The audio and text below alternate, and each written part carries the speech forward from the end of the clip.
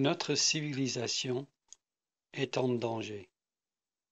Elle est attaquée de l'extérieur par ceux qui veulent nous imposer la loi charia, mais surtout elle est attaquée de l'intérieur par nos responsables politiques rebelles.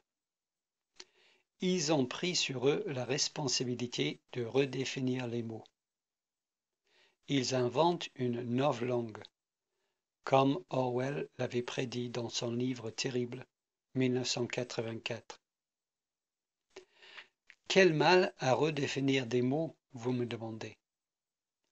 Premièrement, Dieu doit penser que c'est mal, car il le punit.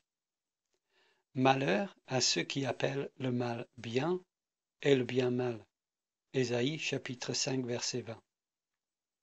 Deuxièmement, parce que redéfinir des mots peut détruire une civilisation.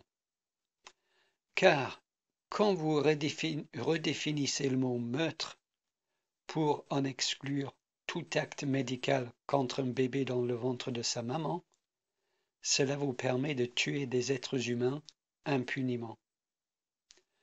Quand vous redéfinissez le mot amour, cela vous permet de célébrer l'immoralité sexuelle.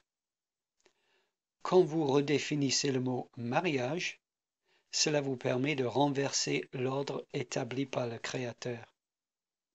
Quand vous redéfinissez le mot tolérance pour qu'il signifie l'approbation du péché, cela vous permet aussi de redéfinir le mot phobie pour criminaliser ceux qui condamnent ce même péché. Le processus rebelle qui consiste à jouer à Dieu et à redéfinir les mots, à créer une nouvelle langue en quelque sorte, finira par détruire une civilisation. Donc, notre civilisation est en danger. Alors je voudrais dans cette série de vidéos étudier ce qui caractérise notre civilisation pour voir justement ce qui est en danger.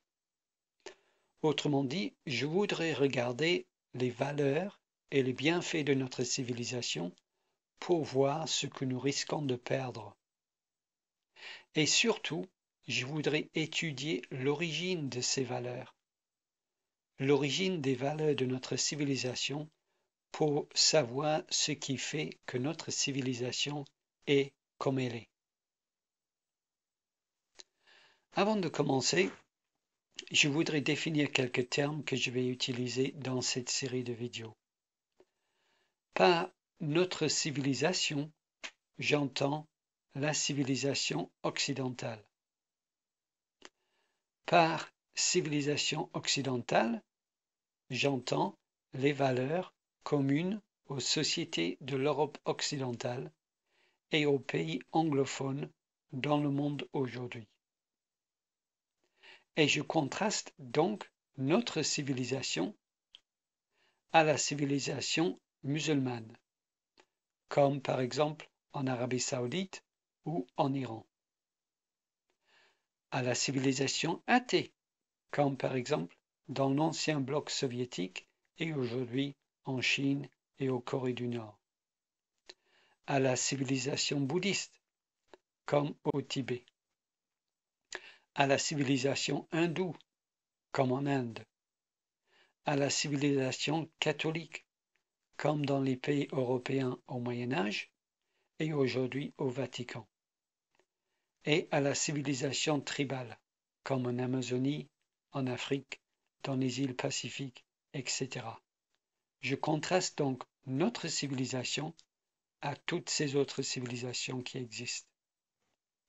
Et si certaines de ces civilisations commencent à adopter aujourd'hui les valeurs de la civilisation occidentale, comme l'Inde par exemple, c'est à cause de l'influence exercée justement par cette civilisation, à travers la colonisation britannique par exemple. Voilà mes définitions.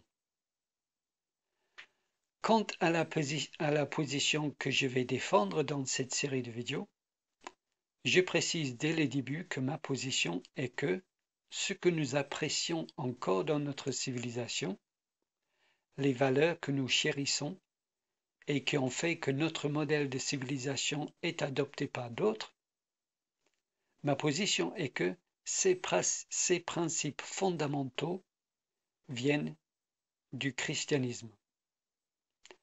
Oui, du christianisme, et en particulier du protestantisme. Oui, mes amis, dans cette série de vidéos, j'entends donc démontrer que tous les bienfaits de notre civilisation viennent non pas des Grecs, ni des Romains, ni des Lumières, mais du christianisme, et d'un christianisme bien précis, le protestantisme. Notre civilisation, la civilisation occidentale donc, est basée sur le protestantisme. Voilà ce que je vais démontrer dans cette série de vidéos. Et la seule raison que cette réalité n'est pas plus enseignée et n'est pas plus connue et n'est pas plus acceptée de tous comme étant évidente est que les décideurs de notre société, ceux qui décident des contenus des programmes scolaires et des contenus des journaux et des contenus des émissions de télé et de la politique à mettre en œuvre, les décideurs de notre société donc détestent le christianisme et font tout pour nier son influence positive sur notre société. Ils préfèrent même faire l'éloge de la culture musulmane que de parler des bienfaits de la civilisation chrétienne. Cette étude sur la civilisation chrétienne se divise en 5 sous-titres: la Constitution, la liberté, l'égalité, la fraternité et la démocratie.